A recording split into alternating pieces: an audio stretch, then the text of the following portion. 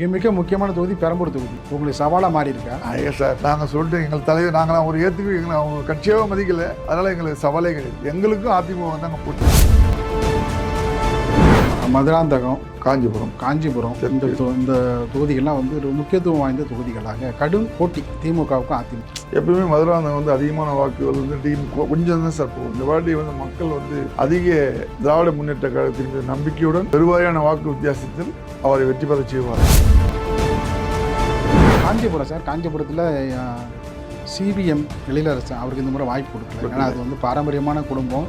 CPM அண்ணாமலையுடைய மகன். இந்த முறை வந்து அவருக்கு வாய்ப்பு புறக்கணிக்கப்பட்டு பெண் வேட்பாளர் நிறுத்தப்பட்டிருக்கிறார். சார், எங்கள் தலைவர் யாரையும் புறக்கணிக்கல சார். 2 வாட்டி எம்எல்ஏ இருந்தாரு, அவர் அமைச்சிட்டாரு. புதுசாக ஒரு அம்மையாருக்கு சீட்டு கொடுக்குறாங்க. அது தப்பு இல்லை சார், புதுசாக வரட்டும் சார்.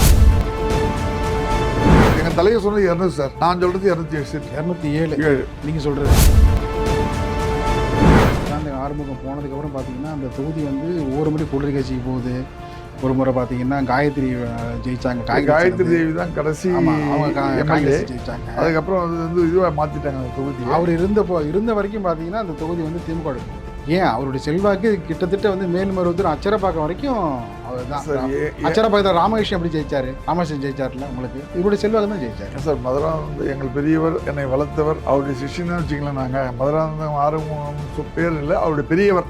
இப்போ நீங்களா இருந்து அந்த தொகுதி கோட்டை விட்டுட்டீங்களா? எப்பயுமே மதுராந்தகம் அரசியல் சார். தமிழ்நாட்டில் மாங்காய் இல்லாத சாம்பார், பருப்பு இல்லாத கல்யாணம். மதுராந்தகன்ற ஒரு அரசியல் இல்லாமல் தமிழ்நாடு அரசியல் இருக்காது. திருப்பூர் தொகுதியில் ஏற்கனவே அந்த முன்னாள் சட்டப்பேரவை உறுப்பினர் இதயவரம் மூலியமா அங்கே வந்து இருந்தது. அதனால தான் வந்து விடுதலை சக்திகள் மீண்டும் அந்த தொகுதி திருப்பூர் விடுதலை சக்திகளுக்கு அந்த தொகுதியை தள்ளி விட்டது காரணம் தானா? அதெல்லாம் இல்லை, 2 முறை தள்ளி விட்டதுக்கு காரணம் தான். செந்தில் இதயவர்மன் சேர்மன், நல்ல அவரும் அண்ணன் நண்பர்ஸால் உருவாக்கப்பட்டவர். கூட்டணி வரும்போது, கூட்டணி தர்மத்தில் வரும்போது அந்த தொகுதி போட்டு. சென்னையில் உள்ள தொகுதிகள் உங்களுக்கு வந்து பரிச்சயமானது. நீங்கள் எப்படி வந்து மதுராந்தகத்தில் எப்படி பரிச்சயமாக இருந்தீங்களோ, செங்கல்பட்டில் எப்படி உங்களுக்கு நல்லா தெரியுமோ, அதே மாதிரி காஞ்சிபுரத்தில் எப்படி தெரியுமோ, உத்திரமேரில் எப்படி தெரியுமோ, அதே மாதிரி வந்து சென்னையில் மயிலாப்பூர் நான் தான் சார் ஜெயிப்பேன். அவர் தாவேலு நல்ல கேண்டிடேட். அண்ணன் சும்மா சொல்கிறது, அவங்களாம் நல்ல ஃபீல்டு ஒர்க்கர் சார். ஆனால் எடப்பாடி பழனிசாமி பிரச்சாரத்தை அங்கேருந்து ஆரம்பிச்சு சார்.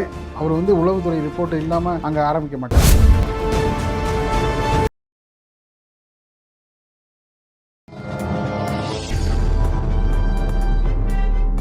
பத்திரிகை.com நேயர்களுக்கு இனிய வணக்கம். பரபரப்பான அரசியல் சூழலில் நம்மோடு இணைந்திருப்பவர் அரசியல் விமர்சகர், திமுகவை சார்ந்த திரு கோவிந்த சீனிவாசன் அவர்கள். வணக்கம் சார். வணக்கம். நல்லா இருக்கீங்களா? நல்லா இருக்கு சார். தொண்டை மண்டல பகுதி, சென்னை உள்ளிட்ட தொண்டை மண்டல பகுதி, இந்த தொகுதியில் உள்ள தொகுதிகளை பார்ப்போம். அதாவது பார்த்தீங்கன்னா சென்னை, செங்கல்பட்டு, திருவள்ளூர், அதே போல் பார்த்தீங்கன்னா மதுராந்தகம், காஞ்சிபுரம் இந்த தொகுதிகள்லாம் வந்து ஒரு முக்கியத்துவம் வாய்ந்த தொகுதிகளாக கடும் போட்டி திமுகவுக்கும் அதிமுகவுக்கும். மதுராந்தகம் தொகுதி இந்த முறை நாங்கள் தான் ஜெயிப்போம். போன முறை மரகத குமாரவேலு 2 முறை வெற்றி பெற்றாங்க. அவங்க கரண்ட்ல சட்டப்பேரவை உறுப்பினர் இருக்கிறாங்க. இந்த வாட்டி லோக்கல் கேண்டிடேட் போட்டிருக்காங்க. கூடுதலாக வந்து இந்த முறை வந்து பார்த்தீங்கன்னா கூட்டணியும் வந்து அவர்களுக்கு போன முறை அந்த ஒரு கடுமையான போட்டி இருந்ததில்ல அமமுகவுக்கும் அதிமுகவுக்கும். இப்போ அமமுகவும் அந்த அணியில் இருக்குல்ல, நம்ம அதையும் பார்க்கணும்ல. இல்லை, இந்த முறை வந்து லோக்கலில் எளிமையாக ஒரு அவர்களுக்கு 2 விதமான வாக்குகள் வந்து 2 வருது. ஒன்று வந்து பூவை மூர்த்தி சார்ந்து ஏற்கனவே அவருடைய கணவர் இருந்தார், அந்த வாக்குகளை வந்து முழுமையாக அவருக்கு பக்கம் வருது. உங்கள் பக்கம் வந்து விடுதலை சிறுத்தை வாக்குகள் வந்தாலும் அவங்க வந்து அந்த வாக்குகளை வந்து கூடுதலாக வாங்குறாங்க. நம்ம அதையும் பார்க்கணும். எப்பவுமே மதுராந்தகம் வந்து அதிகமான வாக்குகள் வந்து டீம் கொஞ்சம் தான் சார் போகும். இந்த வாட்டி வந்து மக்கள் வந்து அதிக திராவிட முன்னேற்ற கழகத்தின் மீது நம்பிக்கையுடன் பெருவாரியான வாக்கு வித்தியாசத்தில் அவரை வெற்றி பெற செய்வார். மதுராந்தகம் தொகுதி நகர பகுதிகளில் பகுதி அருமையாக கிராமப்புற பகுதி எப்படி இருக்கும்? நல்லா இருக்கும். நான் போன முறை கிராமப்புற பகுதியில் தான் அவருக்கு வந்து வாக்குகளை வந்து அதிகமாக. போன முறை வந்து ஒரு பெல்ட்டு தான் உங்களுக்கு ஏறிச்சு. இந்த முறை அந்த மாதிரி இருக்காது. அவங்க இருந்துட்டாங்க. இப்போ புதுசாக வரவங்களுக்கு வாய்ப்பு கொடுப்பாங்க. அது இல்லாமல் லோக்கல் கேண்டிடேட் இல்லை. மதுராந்தகம் ஆறுமுகம் போனதுக்கப்புறம் பார்த்தீங்கன்னா அந்த தொகுதி வந்து ஒவ்வொரு முறை கூட்டணி கட்சிக்கு போகுது. ஒரு முறை பார்த்தீங்கன்னா காயத்ரி ஜெயிச்சாங்க. காயத்ரி தேவி தான் கடைசி ஜெயிச்சாங்க. அதுக்கப்புறம் அது வந்து இதுவாக மாற்றிட்டாங்க அந்த தொகுதி. அவர் இருந்த வரைக்கும் பார்த்தீங்கன்னா அந்த தொகுதி வந்து திமுக தொகுதி. ஏன் அவருடைய செல்வாக்கு கிட்டத்தட்ட வந்து மேல்மருவத்தூர் அச்சரப்பாக்கம் வரைக்கும் அவர் தான். அச்சரப்பாக்கத்தில் ராமகிருஷ்ணன் எப்படி ஜெயிச்சாரு? ராமகிருஷ்ணன் ஜெயிச்சார்ல உங்களுக்கு. இவருடைய செல்வாக்கு தான் ஜெயிச்சார். சார், மதுராந்தகம் எங்கள் பெரியவர், என்னை வளர்த்தவர், அவருடைய சிஷ்யன் தான் வச்சுக்கலாம். நாங்கள் மதுராந்தகம் ஆறுமுகம் பேர் இல்லை, அவருடைய பெரியவர்.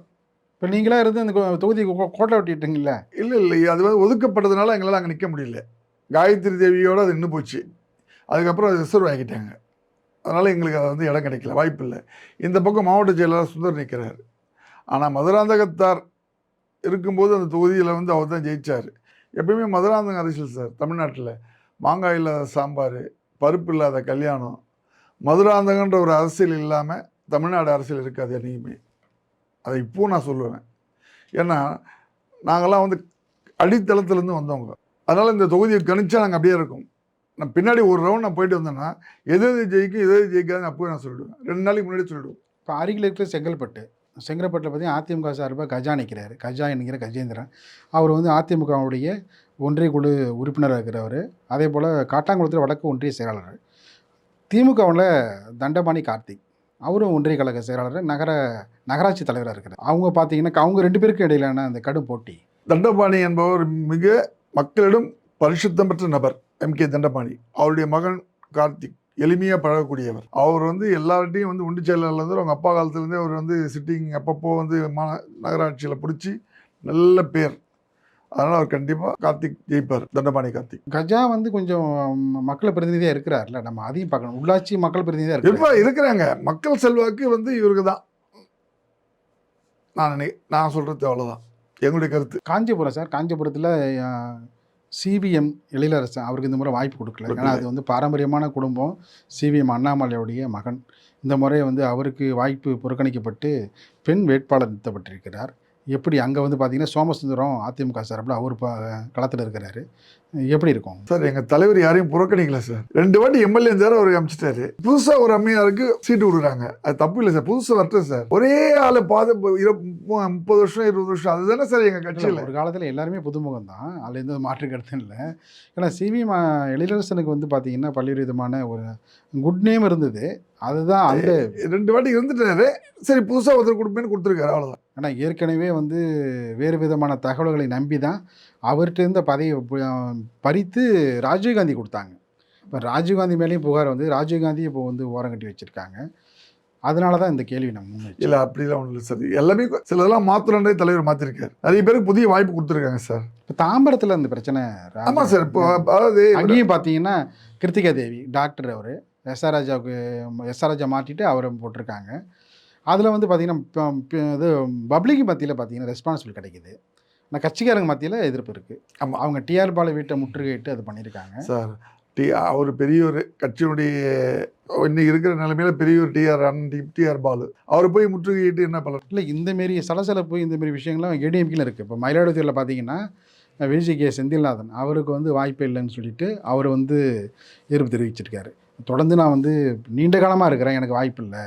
மயிலாடுதுறையுடைய நகர செயலாளர் இருந்தவர், எனக்கு அந்த சுத்தமாக அந்த வாய்ப்பு இல்லை, இந்த முறை கொடுத்துருக்கலாம். போன முறையே வந்து பாமக வந்து வெற்றி வாய்ப்பு இழந்த தொகுதியில் மீண்டும் கொடுத்துருக்காங்க அப்படின்னு அதே சொல்ல. அதே போல் அதிமுகவிலேயும் அந்த குரல்கள் இருக்குது.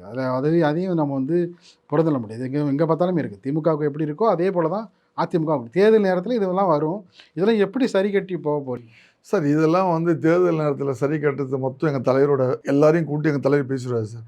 எங்கள் தலைவரோட போய் நின்னாலுமே அதோடைய விவகாரம் புஷ்ஷுன்னு போயிடும். இல்லை, கலைஞர் காலத்தில் பார்த்தீங்கன்னா மண்டல பொறுப்பாளர் மண்டலத்தில் இருக்கிற அமைச்சர்கள் தான் வந்து சரி கட்டுவாங்க. உதாரணத்துக்கு பார்த்தீங்கன்னா மதுராந்தக ஆறுமுகம் தான் எழுதி சரி கட்டுவார். இப்போ எல்லா விஷயமுமே அந்த முதலமைச்சரே வந்து பேசி சரி கட்ட முடியுமா?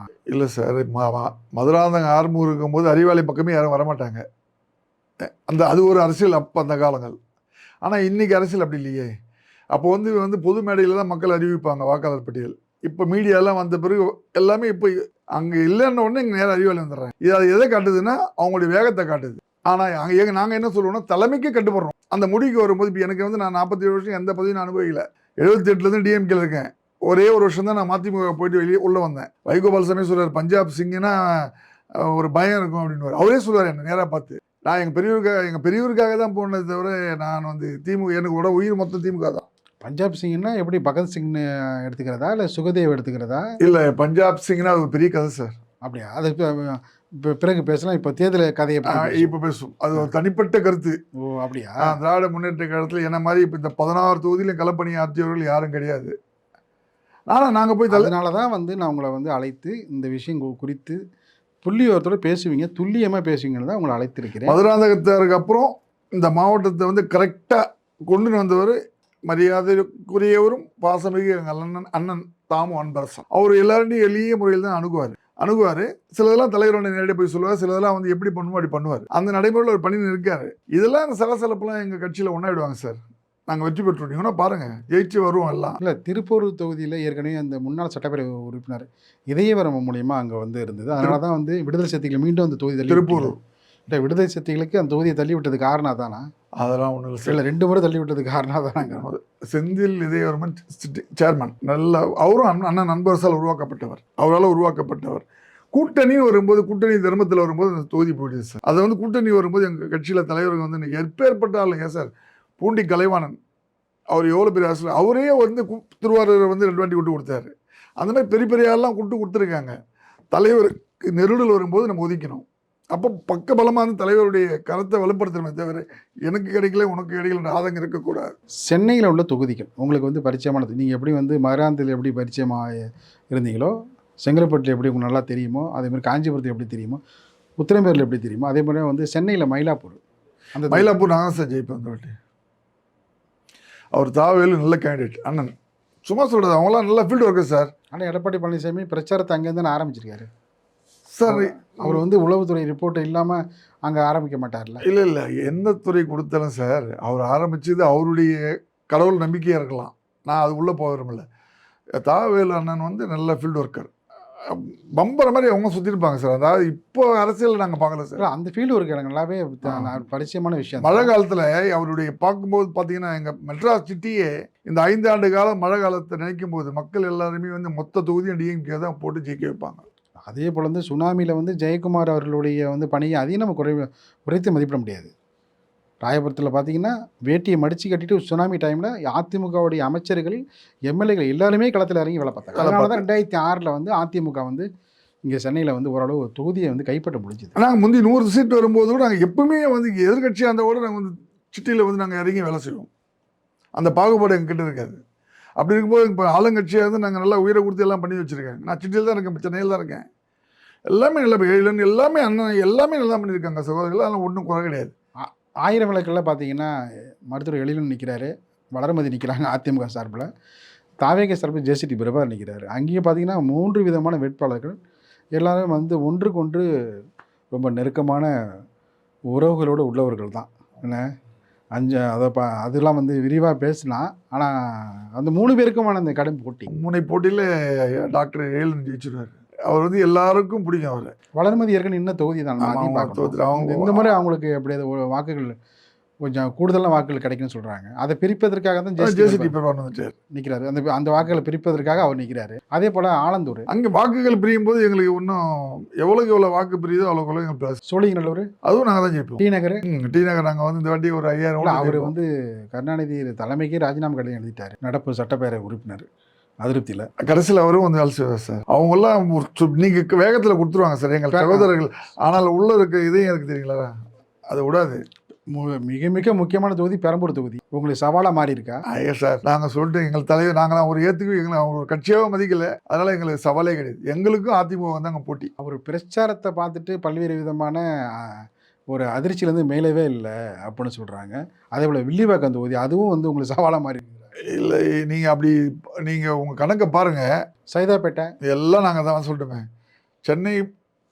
சென்னை மாவட்டம், புறநகர் மாவட்டம் அனைத்துமே நாங்கள் தான் வெற்றி பெறுவோம். துறைமுகம் சொல்லி 200 சீட்டு கம்மியாக எங்கள் தலைவர் சொன்னது 200 சார். நான் சொல்கிறது 207 சீட். 207 நீங்கள் சொல்கிறது. அப்போ தலைவரோட நீங்கள் வந்து 7 தொகுதி அதிகமாக சொல்கிறது. அதிகமாக எதிர்பார்க்குறோம். அவர் வந்து 234 தொகுதி சொல்கிறாரு. இல்லை, அது வந்து எங்கள் தலைவர் வந்து ஃபஸ்ட்டு 234 தொகுதி நாங்கள் ஜெயிப்போம்னு விஜய் சொல்கிறாரு. நீங்கள் 207ங்கிறீங்க. அவர் 234 அவர் சொல்லலாம், நாங்கள் 207 சொல்கிறோம். பார்க்கலாம். அதே போல் வந்து செய்யூர், உத்திரமேரூர் அந்த தொகுதி சொல்லுங்கள் சார். உத்திரமேரூர் வந்து மரியாதைக்குரிய அண்ணன் கா சுந்தர் நிற்கிறாரு. அவர் மாவட்ட செயலாளர் வந்து அந்த வாட்டி இதோட அவர் வந்து 3 வாட்டி அங்கே 5 வாட்டி 89 நின்னார் ஃபஸ்ட்டு. அவர் 89 அவர் நிற்கும்போது நாங்கள் இருக்கோம். 87 நின்னார். அப்புறம் 91 நின்று தோற்றோம். அதுக்கப்புறம் வந்தார் 3 வாட்டி நின்று ஜெயிச்சிருக்காரு. இந்த முறை அவர் தான் வருவார். பல்லாவரம் எப்படி இருக்கு உங்களுக்கு? பல்லாவரம்லாம் எங்கள் அண்ணன் நீக்காக இருக்கார் உழைக்கிறதுக்கு. அவங்களும் அப்படியே வேலை செய்வாங்க. எங்கள் அண்ணன் ராஜா இருக்கார் தாம்பரத்துக்கு. எல்லாம் தலைக்கர்த்தர்கள் சார். முதல்ல எம்எல்ஏ வந்தாங்க, இப்போ எங்கள் தளபதியினுடைய தலகத்திரல் ஆகிட்டாங்க, அவ்வளோதான். திருவொற்றியூர் திருவொற்றியூர் நாங்கள் வந்து எங்களுடைய கூட்டணி கொடுத்துருக்கோம் சார். அரும்பாடுபட்டு வெற்றி பெறுவோம். ராயபுரத்தில் வந்து மனம் மீண்டும் நிற்கிறாரு நான் நிற்கிறேன் சார். துறைமுகத்தில். மக்கள் வாக்கு எங்களை அழிக்க போகிறாங்க. இல்லை, ராயபுரம் மனம் வந்து துறைமுகத்தில் மீண்டும் சேகர் பாபு எடுத்து நிற்கிறாரு இந்த முறை. நிற்கட்டும், நின்று பார்க்கட்டும், பார்த்தா தான் தெரியும் யாருக்கு எவ்வளோ செல்வாக்கு இருக்குன்னு. நின்று பார்த்தா தான் தெரியும். செல்வாக்குள்ள மனிதர் சேகர்பாபு இல்லைங்களா? 5 ஆண்டு காலங்கள் மந்திரியாக இருந்தான்னு சொல்லலை. சேகர்பாபு ஒரு நல்ல மனிதர், அவருக்குன்னு ஒரு கூட்டம் இருக்குது. அதனால் அவர் பக்திமான். இந்த காளிகாம்பல் கோயிலெல்லாம் பண்ணி அவருக்கு நாங்கள் 15 வருஷத்துக்கு முன்னாடியே அவர் காளிகாம்பல் கோயிலில் நானும் அவரும் பயங்கரமாக வந்து சுவாமி கும்பிடுவோம். காலையில் அதிகாலையில் 5 மணிக்கு காவி வேட்டி கட்டி வருவார். அப்பேற்பட்ட பக்திமான். அப்புறம் இங்கே எங்களான வந்தார், ஜெயிச்சார். அவருடைய திறமைக்கு தான் அங்கே ஓட்டு. கண்டிப்பாக வெற்றி பெறுவார். அதே போல் எழும்பூர் தொகுதி, அம்பத்தூர் தொகுதி, மதுரை வயல், இந்த தொகுதியுடைய நிலவரம். எழும்பூர் தொகுதி அருமையான வேட்பாளர். அவர் வெற்றி பெற்றே தீருவார். தமிழன் பிரசன்னா. தமிழன் பிரசன்னா. அவர் வந்து கணபதி, காரப்பாக்கம் கணபதி அண்ணன். ஸோ அவரும் வெற்றி பெற்றுவார். ஏன்னா அவர் வந்து அங்கே வந்து செல்வாக்குள்ள மனிதர். அம்பத்தூர் திமுக ஜெயிக்க வாய்ப்பு இருக்குது. ஆர்கே நகர், திருவிக நகர், 2 தொகுதி இருக்கு. அவங்க 2 பேரும் வந்து வெளியில் தெரியாத நல்ல மக்கள் மத்தியில் மரியாதையான மனிதர்கள். அதனால் மக்கள் அவங்க மரியாதையாக சந்தோஷமாக ஓட்டு போட்டுருவாங்க. அம்பத்தூர் தொகுதி பார்த்தீங்கன்னா பாட்டாளி மக்கள் கட்சி சார்பாக ஏற்கனவே நகரமன்ற தலைவர் இருந்த KN சேகர் போட்டிடுறார் எம்எல்ஏவுக்கு. அது வந்து ரொம்ப எல்லாம் வந்து முக்கியத்துவம் வாய்ந்தா பார்க்கப்படுது. KN சேகருடைய ஒர்க்கு வந்து இன்ன வரைக்கும் பேசப்படுது. ஏன்னா அம்பத்தூரில் வந்து உங்களுக்கு எப்படி? அம்பத்தூரில் அவர் போட்டிருக்க வேட்பாளர் புது வேட்பாளர். அதனால் அதில் வந்து அங்கே கண்டிப்பாக நாங்கள் வெற்றி பெற்றே தீருவோம். பூந்தமல்லியோட வெற்றி தான் சார். எங்களுதெல்லாம் வந்து எதையும் மறுக்க நான் சொன்னேன். சென்னை சார்ந்த புறநகர் அனைத்தும் நாங்கள் வெற்றி பெறுவோம். அதில் எந்த மாற்று கருத்தும் இல்லை. பூந்தமல்லிக்கு நீங்கள் கேட்ட தொகுதி எதுவுமே இந்த வாட்டி அதிகமான ஓட்டு தான் ஜெயிப்போம். எல்லாம் சொல்லுவாங்க கம்மி ஓட்டில் ஜெயிப்பாங்க, அதெல்லாம் கிடையாது. அதிகமான வாக்கு வித்தியாசத்தில் நாங்கள் வெற்றி பெறுவோம். திருவள்ளூர் அவர் ராஜேந்திரன், மரியாதைக்குரிய ராஜேந்திரன் அவர்கள், அவர் இந்த மூட்டை ஜெயிச்சு நின்று இந்த வாட்டி அவருக்கே கொடுத்துருக்காங்க. அங்கே அவர் வந்து சாப்பாடு போட்டு பேர் எடுத்து பண்ணுவான், உணவளிப்பர்னு பேர் அங்கே போனான். அதனால் வெற்றி பெறுறது அதெல்லாம் வெற்றி பெற வேண்டிய வேட்பாளர் தான். நிகழ்ச்சியில் பங்கேற்று பல்வேறு கருத்துக்களை தெரிவித்தமைக்கு இதே நன்றி. நன்றி.